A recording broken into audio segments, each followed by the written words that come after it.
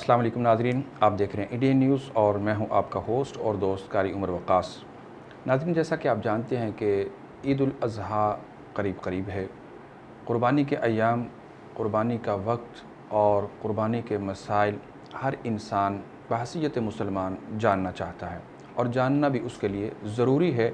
کہیں ایسا نہ ہو کہ وہ قربانی تو کر رہا ہے، قربانی کے جانور تیار کر رہا ہے، لیکن وہ اس SOPs کو، اس سنت والے عمل کو جو اللہ اور اس کے رسول کا حکم ہے اس کو نہیں اپنا رہا، تو کہیں وہ اس سے محروم نہ رہ جائے۔ آج انہی مسائل کو جاننے کے لیے، قربانی کے لیے کون سا وقت، کون سے جانور اور کون سے ضروری مسائل ہیں جس کا جاننا ہر مسلمان کے لیے ضروری ہے، ہمارے ساتھ اسٹوڈیو میں موجود ہیں محترم مکرم معروف مذہبی سکالر فضیلت الشیخ حافظ یوسف لاہوری حافظہ اللہ۔ میں ان کو اپنے ساتھ اسٹوڈیو میں خوش آمدید کہتا ہوں، اور اللہ تعالیٰ نے ان کو ایک جو کہہ لیں قوت، جو کہہ لیں مدافعت، اور جو ان کو حافظہ، اور ان کو اللہ تعالیٰ نے جو ایک اسپیچ انداز اور جو علم، جو شرح صدر عطا کیا ہے، وہ گاڈ گفٹ ہے ان کے لیے، اور اللہ کا کوئی خاص کرم اور فضل ہے کہ وہ اپنی بات کو اچھے طریقے سے لوگوں کو پہنچانے میں کامیاب ہوتے ہیں، اور بہت سارے دوستوں کا اصرار بھی ہوتا ہے کہ شیخ کے پروگرام کے تسلسل کو جاری و ساری رکھا جائے۔ تو امید ہے کہ شیخ اسٹوڈیو میں یہ بات میری زبان سے آپ کی جو کہہ لیں ایک یاد دہانی ہے وہ سن رہے ہیں، اور اس کا کچھ نہ کچھ ضرور انشاءاللہ رپلائی کریں گے۔ تو آئیے چلتے ہیں اپنے معزز مہمان کی طرف اور ان سے جانتے ہیں آپ کے سوالات جو آپ نے ہمیں بھجوائے، آپ کی ضرورت، آپ کی نیڈ ہے۔ شیخ، سب سے پہلے قربانی کے حوالے سے آپ سے یہ جاننا چاہتا ہوں، ہمارے ناظرین یہ جاننا چاہتے ہیں کہ ایک عام سوال ہے کہ دھوندا جانور جو ہے وہ ہونا چاہیے۔ یہ سب جانتے ہیں کہ دھوندا ہونا چاہیے، لیکن نایاب ہونے کی صورت میں کم سے کم قربانی کا جانور اس کی عمر کیا ہے؟ بسم اللہ الرحمن الرحیم۔ سب سے پہلے تو میں دستور کے مطابق شکر گزار ہوں اپنے بھائی، اپنے محسن حافظ عمر وقاص صاحب کا، جزاک اللہ۔ اور اس کے بعد آتے ہیں اپنے پہلے سوال کے جواب کی طرف۔ رسول کریم صلی اللہ علیہ وآلہ وسلم کا یہ فرمان ذیشان صحیح مسلم کے اندر موجود ہے کہ لا تذبحوا الا مسنہ، کہ جب تم کسی بھی جانور کو قربانی کے لیے خریدو یا پھر قربانی کرنے کے لیے اسے تیار کرو، تو اس کی سب سے پہلے آپ نے عمر کو دیکھنا ہے۔ اس کی عمر کے حوالے سے دو ٹوک الفاظ ہیں کہ لا تذبحوا الا مسنہ، کہ وہ دو دانتہ ہونا چاہیے، مسنہ ہونا چاہیے۔ مسنہ عربی کے اندر اس جانور کو کہتے ہیں کہ جس کے دو اگلے دانت ٹوٹ چکے ہیں اور نئے دو دانت وہ آ چکے ہیں، اسے کہتے ہیں مسنہ۔ بس قربانی کے لیے یہی جانور ہے۔ حدیث کے اگلے الفاظ یہ ہیں کہ اگر کوئی اسرت ہے، کوئی تنگی ہے، کہ مسنہ جو جانور ہے، دو دانتہ جو جانور ہے، وہ مارکیٹ کے اندر اویلیبل نہیں، وہ دستیاب نہیں، تو ایسی اسرت اور تنگی کے اندر پھر آپ کے لیے جائز ہے کہ آپ پھر بھیڑ کا جو جزا ہے، جسے ہماری زبان کے اندر کھیرا بھی کہہ لیتے ہیں، وہ بھی جائز اور درست ہے۔ تو یہ حدیث اس بات کی دلیل ہے کہ قربانی کے جانور کی عمر کم از کم وہ دو دانتہ، اس کے اگلے دو دانت ٹوٹ کے نئے آ چکے ہوں۔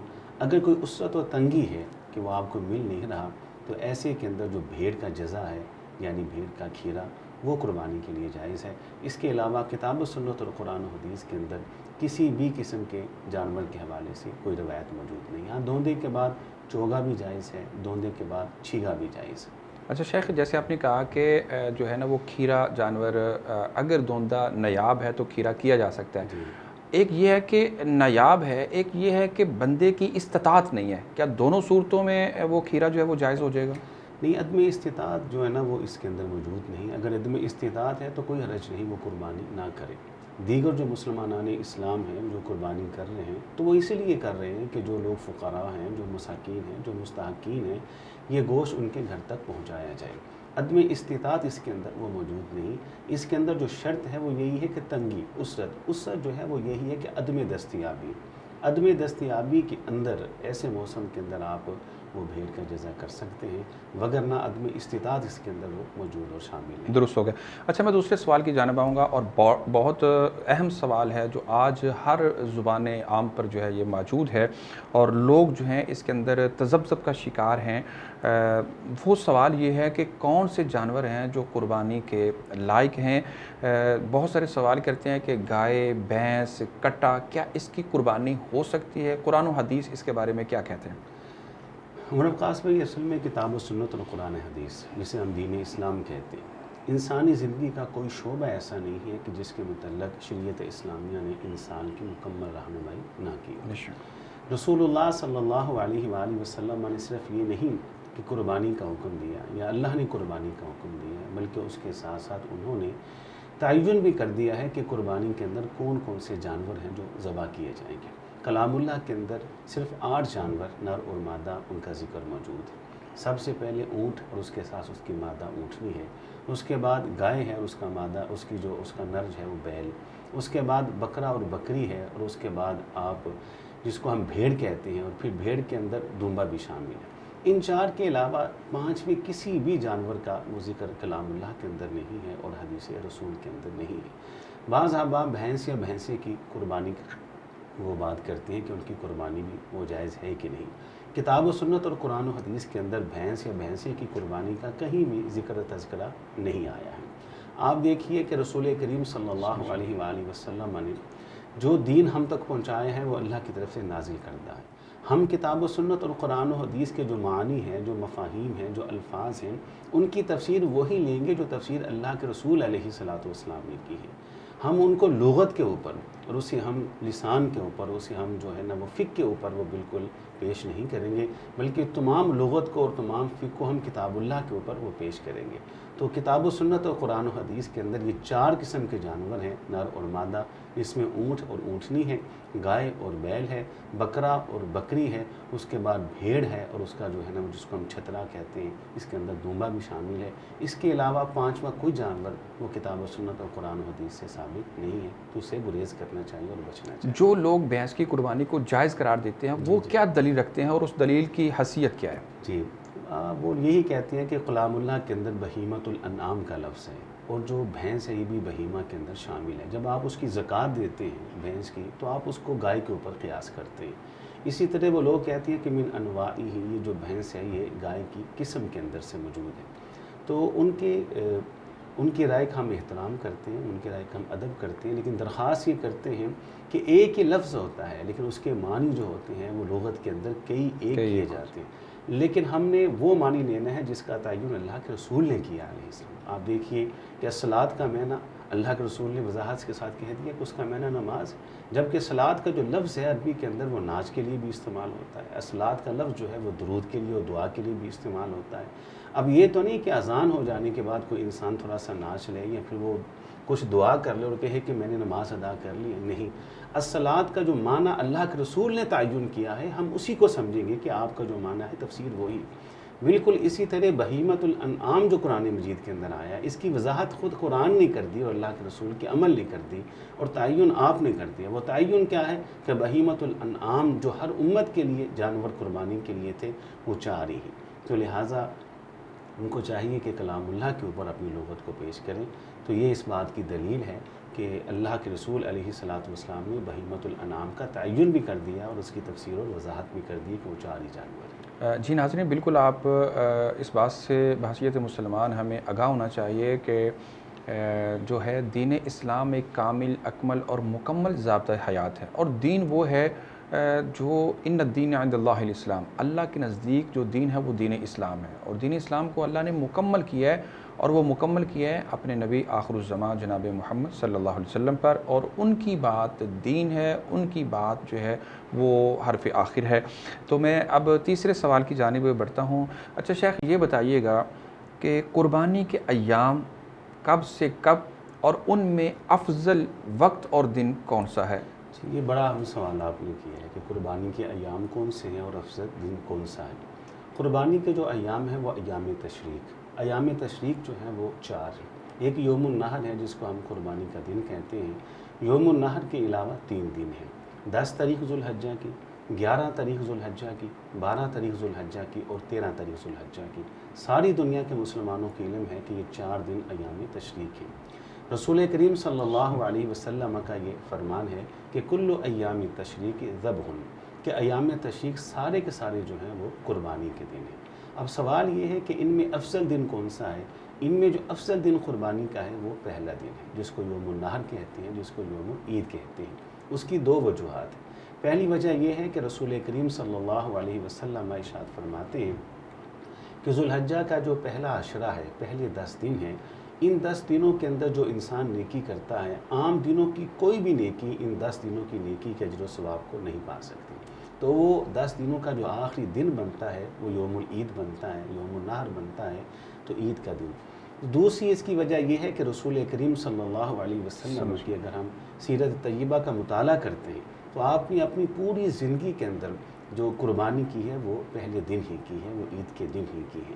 تو یہ 2 وجہ ہیں اور 2 یہ دلیلیں ہیں کہ پہلا دن جو ہے وہ قربانی کے لیے افضل ہے، اور ایک دن کے علاوہ یعنی یوم العید کے علاوہ، یوم النحر کے علاوہ 3 دن باقی ہیں جو کہ یہ ایام تشریق ہیں، اور ایام تشریق سارے کے سارے وہ قربانی کے دن ہیں۔ اچھا، چوتھا دن جو یوم تشریق کے اندر آ رہا ہے، عام لوگ اس سے لا علم ہیں یا اس کے عمل سے لوگ گریزاں ہیں۔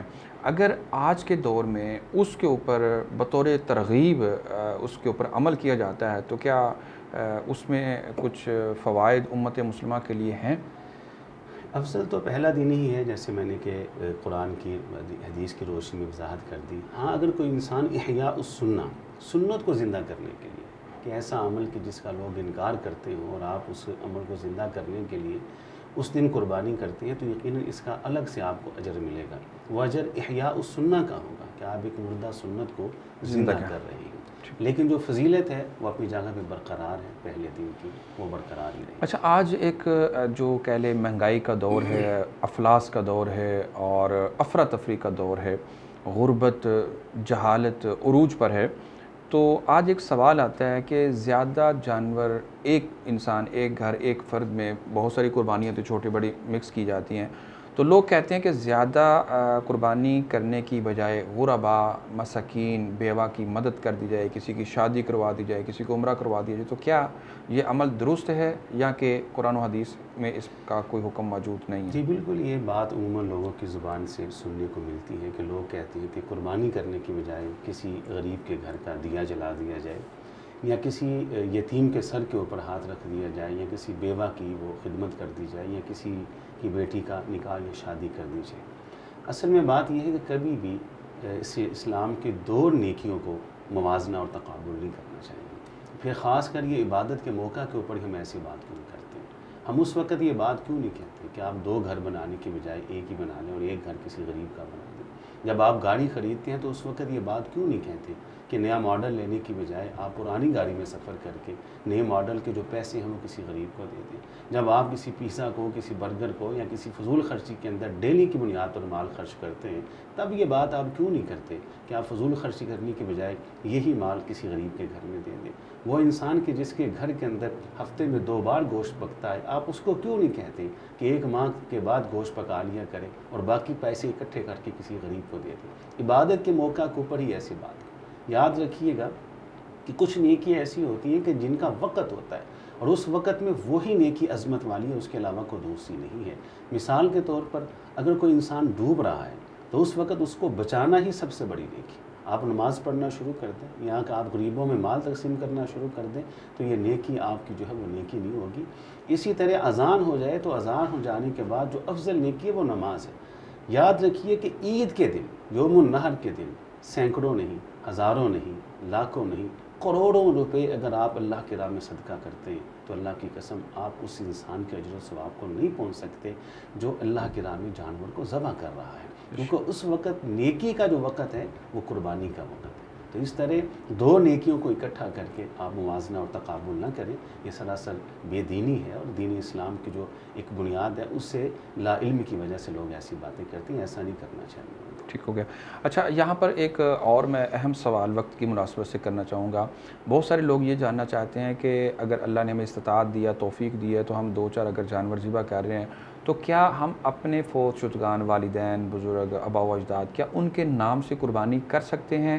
کیا اس کا قرآن و حدیث میں حکم گنجائش موجود ہے یا کہ نہیں؟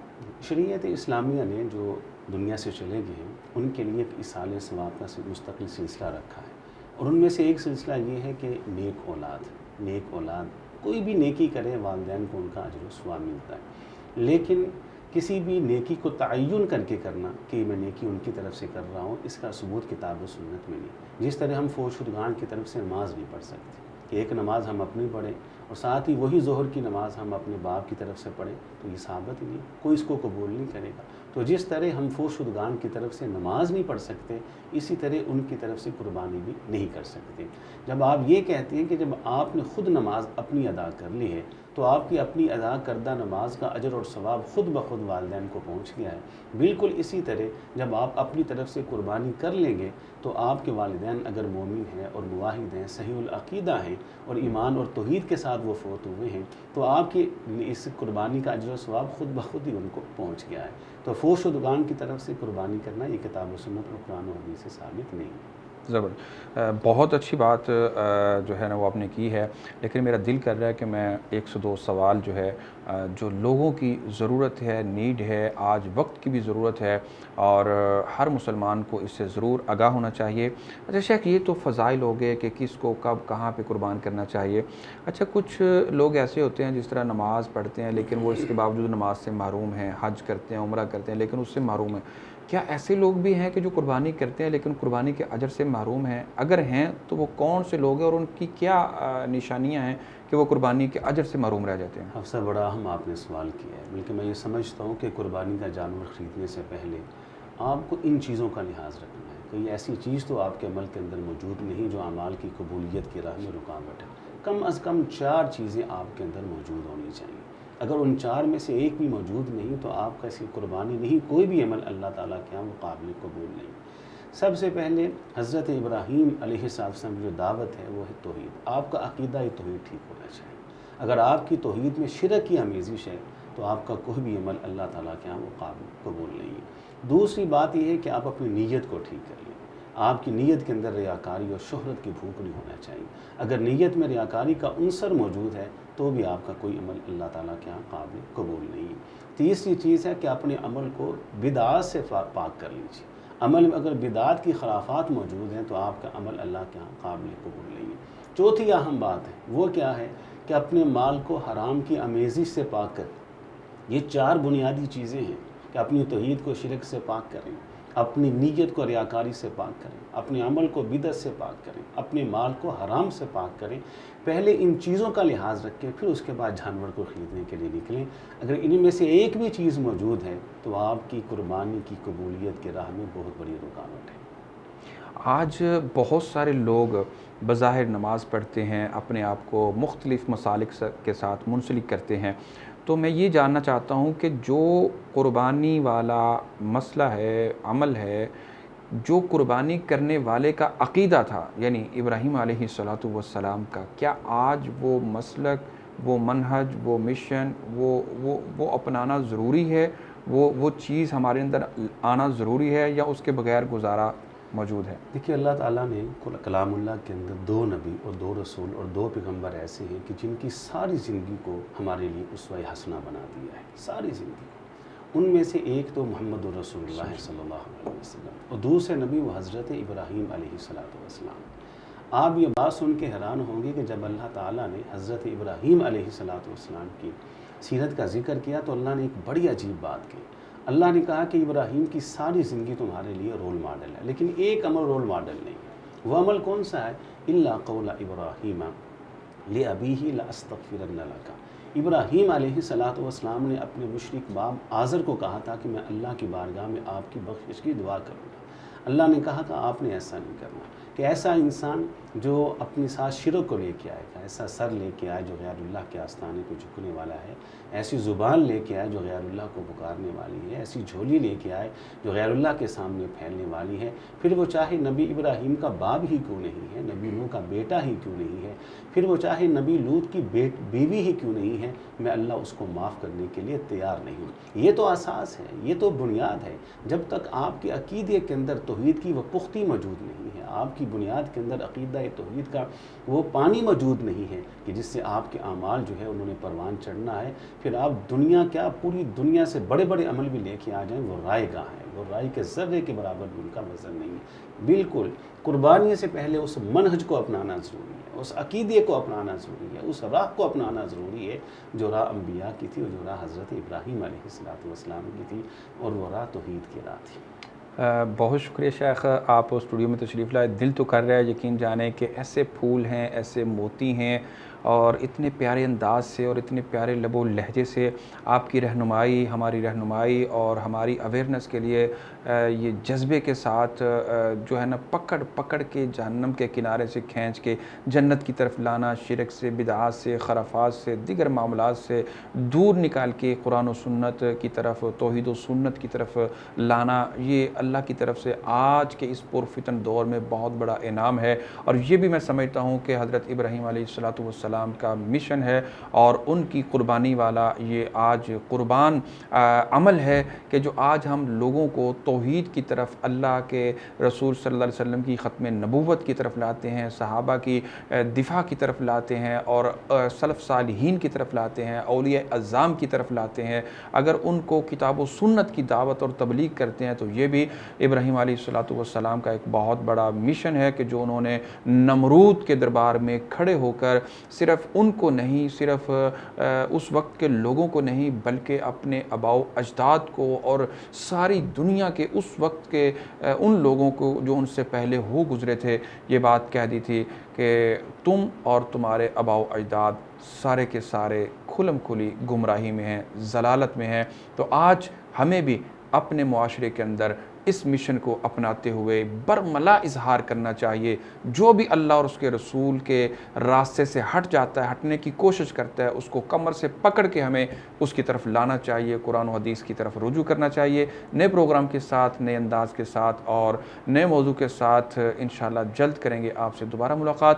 اس وقت تک کے لیے مجھے اپنے معزز مکرم مہمان محترم فضیلت الشیخ حافظ یوسف لاہوری حافظہ اللہ کی جانب سے دیجیے اجازت، اور جو مزید ان اپنے کہہ لیں سوالات کو تفصیل کے ساتھ جاننا چاہتے ہیں، مزید اسلامی معاملات میں اسلامی نقطہ نظر سے مزید رہنمائی چاہتے ہیں، وہ سکرین پر شیخ کا نمبر موجود ہے۔ میں نمبر آپ کو ریپیٹ کر کے جو ہے وہ بول کے بھی بتا دیتا ہوں، 0305 616 0020۔